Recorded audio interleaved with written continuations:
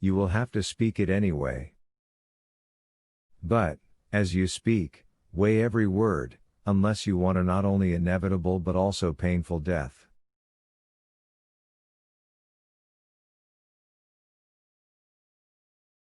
No one knew what had happened with the procurator of Judea, but he allowed himself to raise his hand as if to protect himself from a ray of sunlight, and from behind his hand, as from behind a shield, to send the prisoner some sort of prompting look.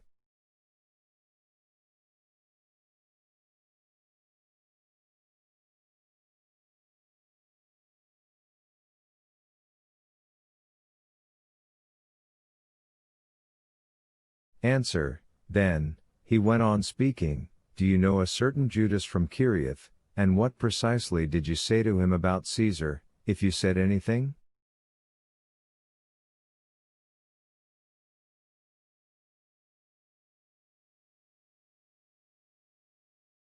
It was like this, the prisoner began talking eagerly. The evening before last, near the temple, I made the acquaintance of a young man who called himself Judas, from the town of Kiriath.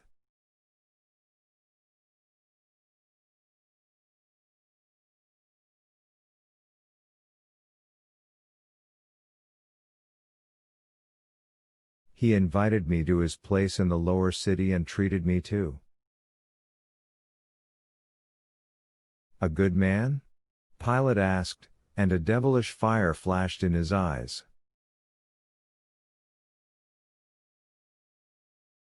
A very good man and an inquisitive one, the prisoner confirmed. He showed the greatest interest in my thoughts and received me very cordially.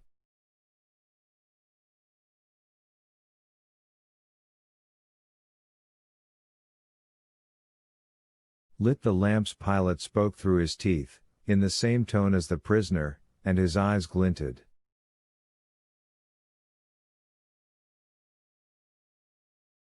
Yes, Yeshua went on, slightly surprised that the procurator was so well informed, and asked me to give my view of state authority.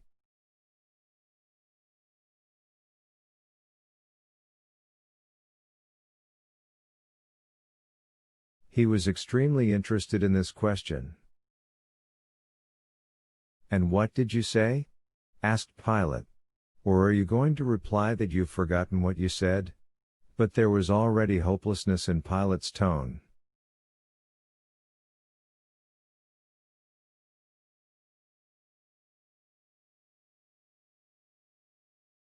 Among other things, the prisoner recounted, I said that all authority is violence over people, and that a time will come when there will be no authority of the Caesars, nor any other authority.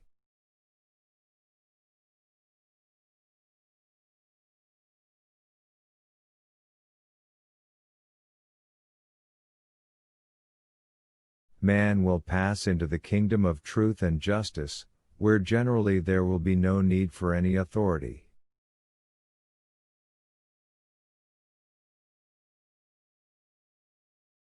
Go on. I didn't go on, said the prisoner. Here men ran in, bound me, and took me away to prison.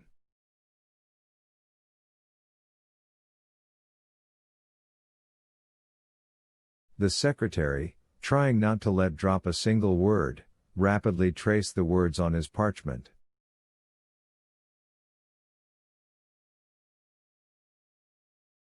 There never has been, is not, and never will be any authority in this world greater or better for people than the authority of the Emperor Tiberius. Pilate's cracked and sick voice swelled.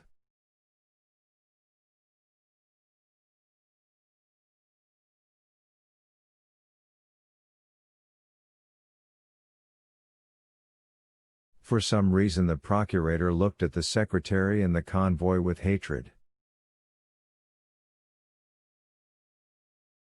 And it is not for you, insane criminal, to reason about it. Here Pilate shouted, convoy, off the balcony. And turning to the secretary, he added, leave me alone with the criminal, this is a state matter.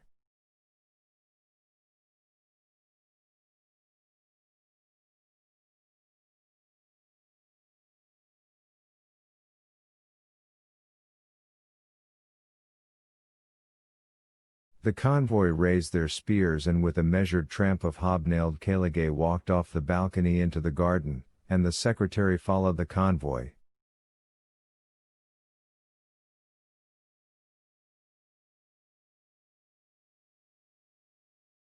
For some time the silence on the balcony was broken only by the water singing in the fountain.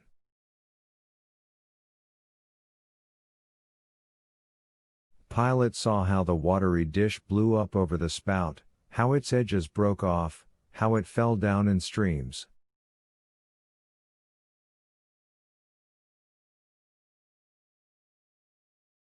The prisoner was the first to speak. I see that some misfortune has come about because I talked with that young man from Kiriath.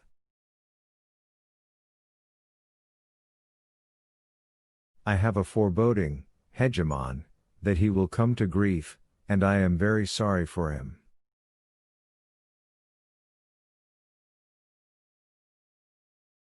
I think, the procurator replied, grinning strangely, that there is now someone else in the world for whom you ought to feel sorrier than for Judas of Kiriath, and who is going to have it much worse than Judas.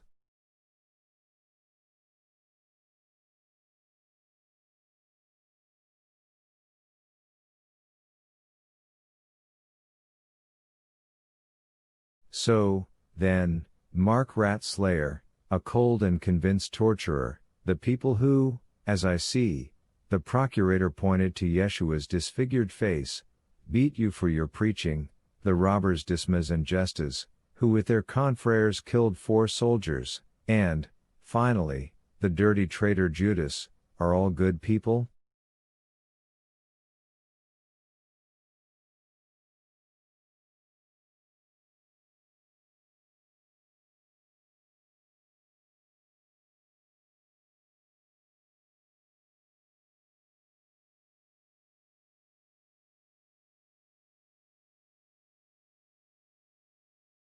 Yes, said the prisoner. And the kingdom of truth will come? It will, Hegemon, Yeshua answered with conviction. It will never come. Pilate suddenly cried out in such a terrible voice that Yeshua drew back.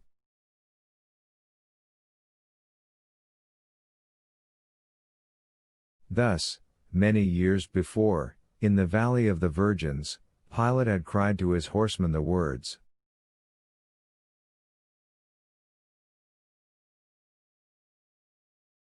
"Cut them down! Cut them down! The giant rat slayer is trapped." He raised his voice, cracked with commanding, still more, and called out so that his words could be heard in the garden, "Criminal!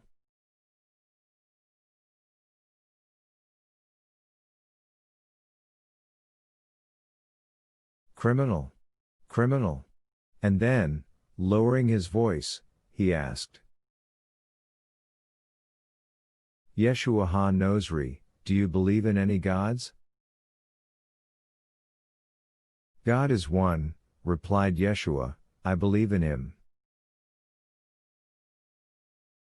"Then pray to him. Pray hard." However, here Pilate's voice gave out, "That won't help." "No wife?" Pilate asked with anguish for some reason, not understanding what was happening to him.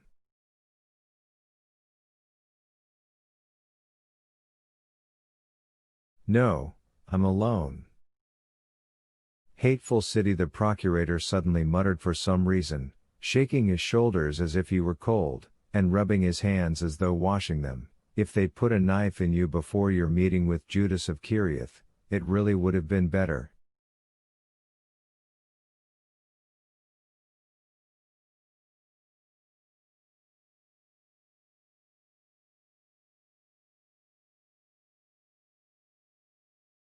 "Why don't you let me go, Hegemon?" the prisoner asked unexpectedly, and his voice became anxious. "I see they want to kill me."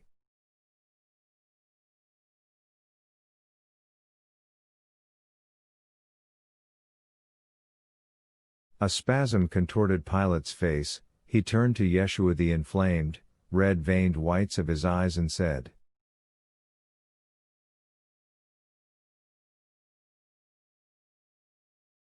"Do you suppose, wretch, that the Roman procurator will let a man go who has said what you have said?"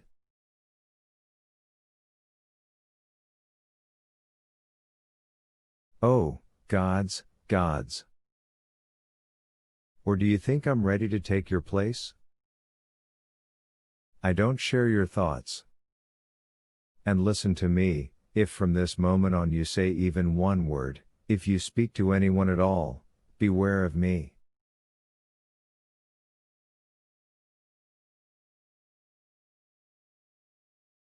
I repeat to you, beware. Hegemon. Silence! Cried Pilate, and his furious gaze followed the swallow that had again fluttered onto the balcony. To me? Pilate shouted.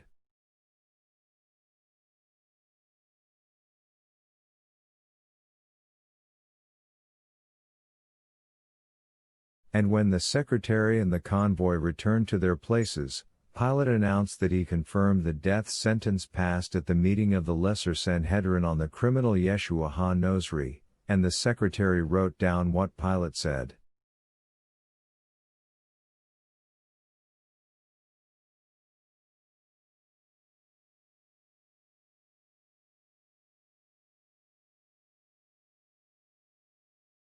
A moment later Mark Ratslayer stood before the procurator,